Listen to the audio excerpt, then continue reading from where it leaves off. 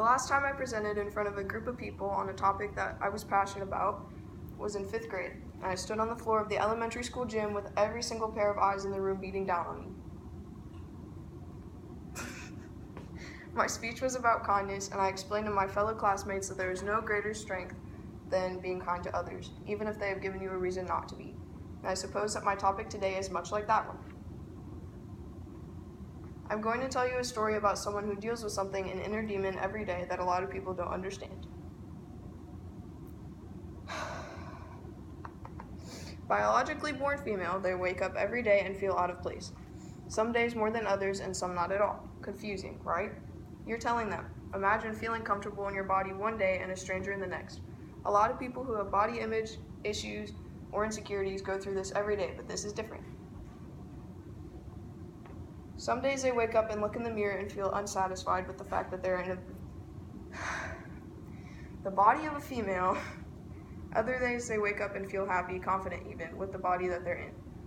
On the days that they feel feminine, they would wear makeup, dress up, and do their hair nice. And on the days that they feel masculine, they would wear tight sports bras, jeans, buttons ups, and tuck their hair inside of a hat. Doesn't seem too much of a struggle, right? Just dress like a boy on the masculine days and a girl on the feminine days. Wrong. Oof, that's the wrong one.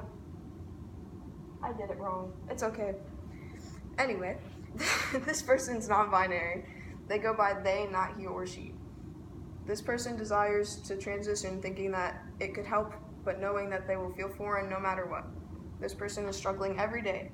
This person wakes up and wishes that they were understood. This person deserves to be understood, and they deserve to be treated like everyone else.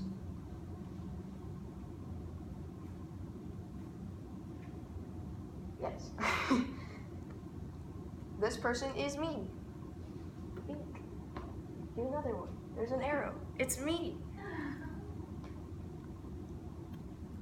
I experience gender dysphoria every single day, and I can truthfully say that it is one of the hardest things I have ever had to go through, and that says a lot.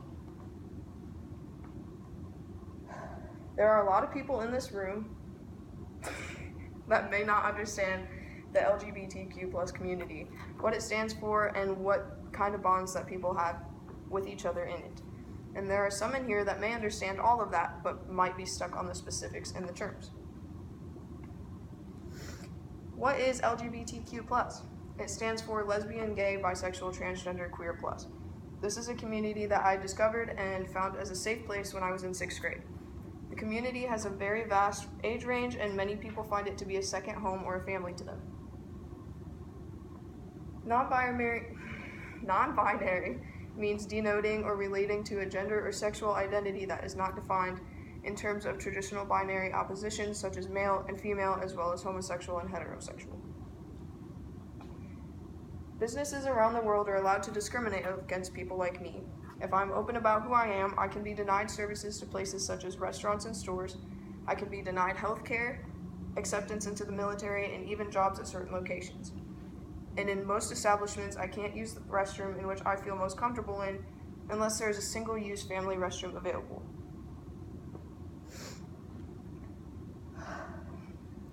In fact, recently, I have experienced discrimination towards my gender identity in the workplace. My co-manager has been by my side fighting with me as the situation gets resolved. While doing this, she has been educating the staff on gender identity, which brings me to my next point. Education is visibility. Most times people aren't accepting of things because they don't understand them, but oftentimes when new information is brought up with definitions and examples, the information is processed with more understanding. A possible solution to discrimination in the workplace is making sure employers are educated. These are 5 steps to being an informed and inclusive employer. Step 1 is avoid gender binary assumptions. Culturally aware employers typically avoid assumptions about current and possible employers' identities. Employers will often ask about an employee's beliefs as well as experiences about gender in an open and understanding way. Number 2 is practice using singular pronouns such as they and them. Using non-binary pronouns can feel very awkward, Practicing them outside of the workplace will allow employers to get used to feeling comfortable and fluent in doing so. This makes talking to employees easier. Identify yourself as an ally. Stickers, signs, brochures that identify that someone in the workplace is accepting can go a long way when it comes to building trust with employees as well as clients.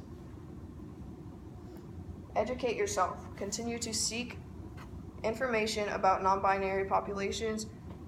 This will help to ease the burden of non-binary employees having to educate their employers. Number 5 is create inclusive forms, meaning adding non-binary options to forms such as applications.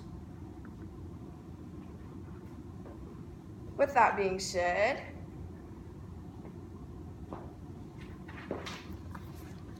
most people in the classroom know me and have known me for a very long time. They may not have known this about me, but does that change your perspective on me? Even if you're against the community, has this changed the way that you look at me? I'm still the same person that some of you met in 8th grade, 9th grade, 10th grade, 11th grade, and even maybe this year. I'm still the same person. Gender identity does not change who you are. It does not affect your sportsmanship, your professionalism, your work ethic. It doesn't change a thing. Stop firing and refusing to hire LGBTQ+ employees. They're just like everyone else. They have families to feed. They have bills to pay too. And to end my speech off, I'm going to wrap it up by reintroducing my main point. Education is visibility is trust. Educating the public, peers in the community, family and friends, teachers and coworkers can help people who are non-binary in the community feel less transparent. This can also lead to open, honest, and respectful dialogue when it comes to explaining the binary. By doing so, trust can be formed among other diverse groups within the community and within personal relationships. Educate your family, educate your friends, and save our rights. Thank you.